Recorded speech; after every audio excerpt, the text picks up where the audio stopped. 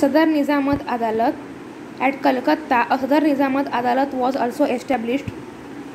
It was empowered to hear appeals from the Mufasil Diwani Adalat in all cases where the value of the cases was more than rupees 500. It was a court of superior jurisdiction.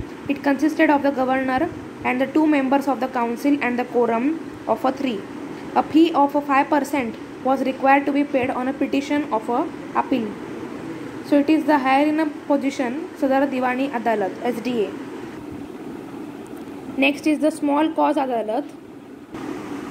The head farmers of the Parganas were empowered to decide finally petty cases of civil nature up to the value of rupees 10. Then we are going to see the criminal jurisdiction. Mufasil Fauzdari Adalat. It is the superior court. It is a second in position court. In each district, a Mufasil Fauzdari Adalat was established to decide all criminal cases. Qazi and Mufti, assisted by the 2 Maulavis, were to hold the trials of all criminal cases in this court. The criminal cases were to be decided according to the Muslim criminal law. Maulavis were to expand the law and Qazi and Mufti were to decide the laws accordingly. The collector was to supervise the working of the court. It could not pass capital sentence without the approval of the Sadar Nizamat Adalat, the highest criminal court. Means Mufasil Fauzdari Adalat could not give capital punishment without the permission of the Sadar Nizamat Adalat. Next is the Sadar Nizamat Adalat. It was established at Calcutta to hear the appeals from the Mufasil Fauzdari Adalat. Sadar Nizamat Adalat was presided over by an Indian judge known as Darogai Adalat. Darogai Adalat was to assisted by the Chief Qazi, Chief Mufti and 3 Maulavis. These persons were appointed by Nawab on the advice of the governor. The governor and the council were empowered to supervise the proceedings of the Sadar Nizamat Adalat.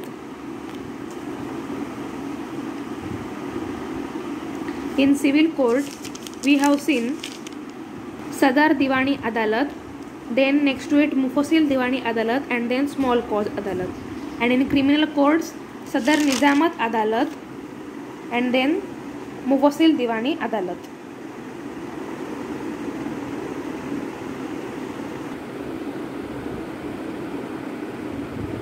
Sadar Nizamat Adalat was empowered to revise the orders passed by the Mufasil Nizamat Adalat.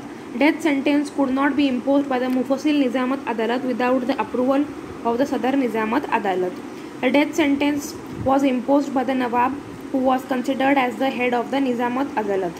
Judicial reforms of Warren Hastings.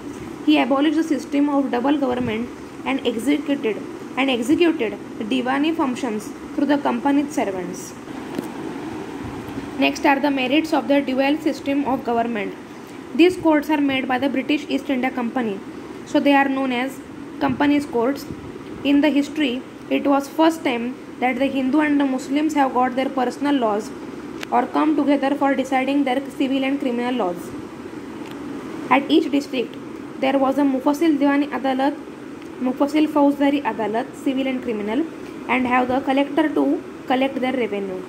Jurisdiction was clearly defined of a civil and criminal laws first time in the history.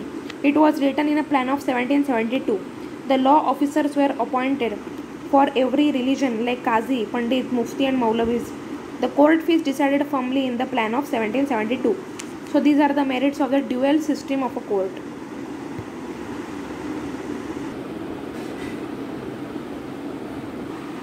Demerits of dual system of courts. Personal laws were applied in the religious matter, so people got into conflicts about it. The application of personal laws was only applied in the Hindus and Muslims. So what about the other religions and the non-Muslim communities in India? The judge were Englishmen, so they don't come to know sometimes what was written in the Shastras, Qurans. The collector was given both responsibilities to collect revenue to supervise civil and criminal cases. So there was no separation between the revenue collection and administration jurisdiction. The Englishmen judge were sometimes taking bribery. So here injustice was served to the Indians in such cases. So these are the demerits of dual system of courts.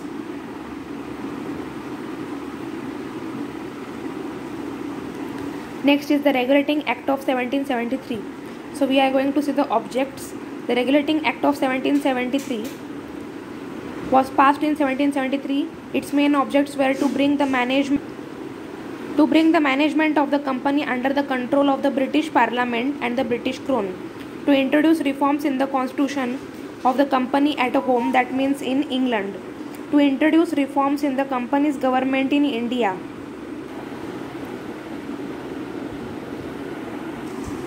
to prove remedies against illegalities and operations committee by the company's servants in India, territorial expansion, lack of proper judicial administration and lack of proper central authority was there.